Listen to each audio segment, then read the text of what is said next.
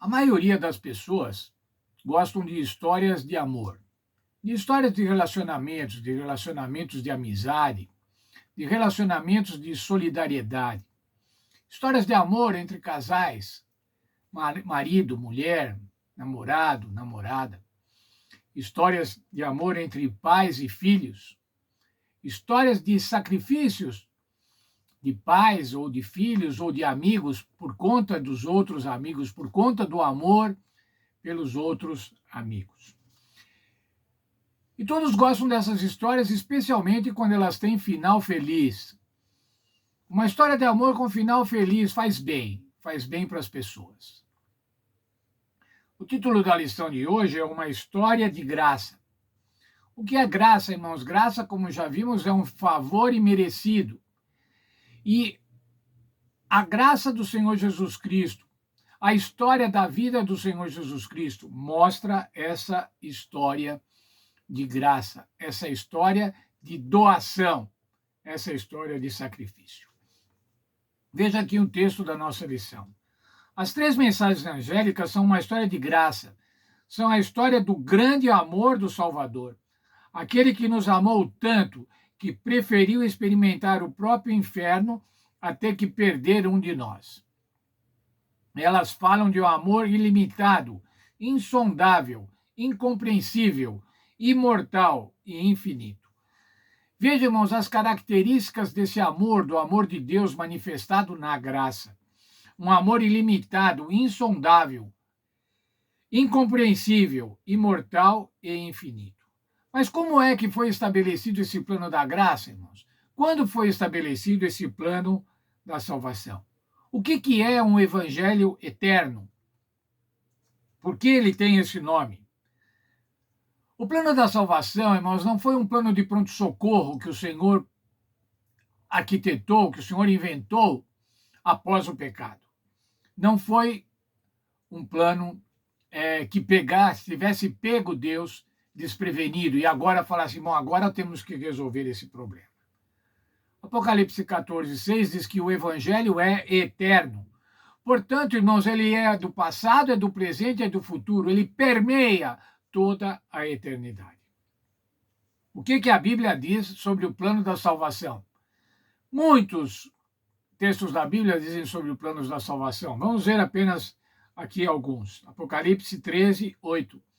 O cordeiro que foi morto desde a fundação do mundo. Quando o mundo foi formado, o cordeiro já havia sido morto. Morto no sentido de que havia um plano de salvação para a raça que se afastaria de Deus.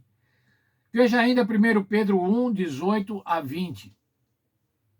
Sabendo que não foi mediante coisas corruptíveis como prata ou ouro que fosses resgatados do vosso procedimento, do vosso fútil entendimento que vossos pais vos legaram, mas pelo precioso sangue como sem mácula de um cordeiro, sem defeito, o sangue de Cristo.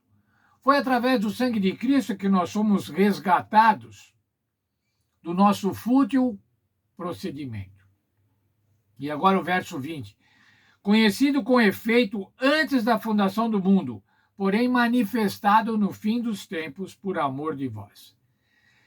Conhecido quer dizer definido, estabelecido na mente de Deus antes dos tempos, antes da fundação do mundo.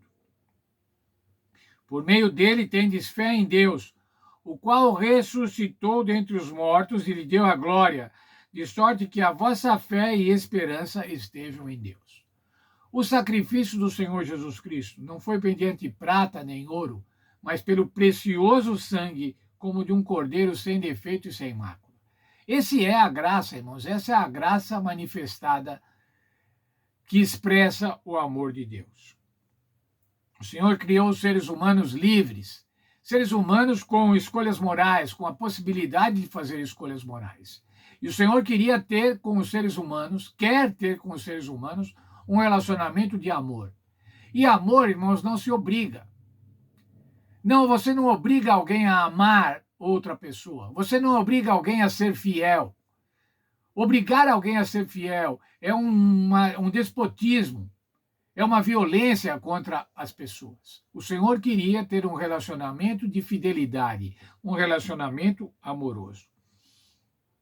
Veja aqui este texto. Quando Deus criou a humanidade com capacidade de fazer escolhas morais, ele previu que o ser humano faria escolhas erradas.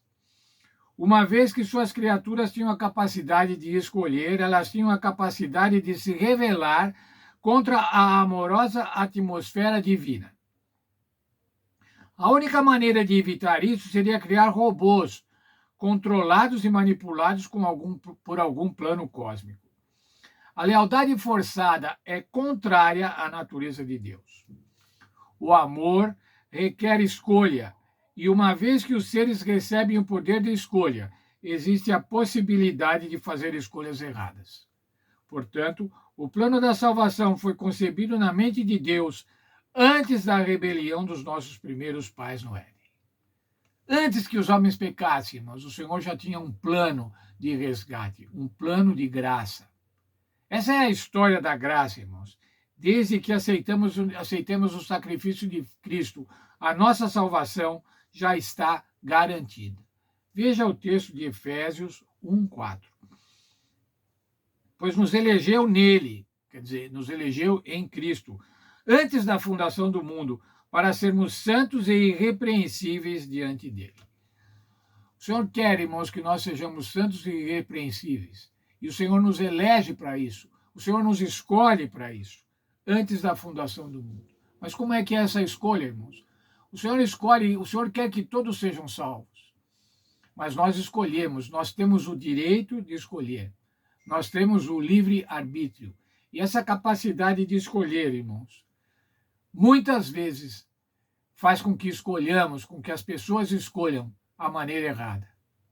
Nós somos eleitos pelo Senhor Jesus Cristo. Temos já garantida a nossa salvação, desde que aceitemos e obedeçamos ao Senhor. Que Deus nos abençoe, irmãos, e que a gente dê louvores por essa graça tão grande, uma graça que vem antes da fundação desse mundo, uma graça eterna, o evangelho eterno, o desejo de salvar eterno no coração de Deus e que foi manifestado na morte, na vida, na morte e na ressurreição de nosso Senhor Jesus Cristo. Que Deus nos ajude a aceitar o Senhor Jesus Cristo, aceitar esse sacrifício e participarmos ativamente dessa história de graça, uma graça salvadora.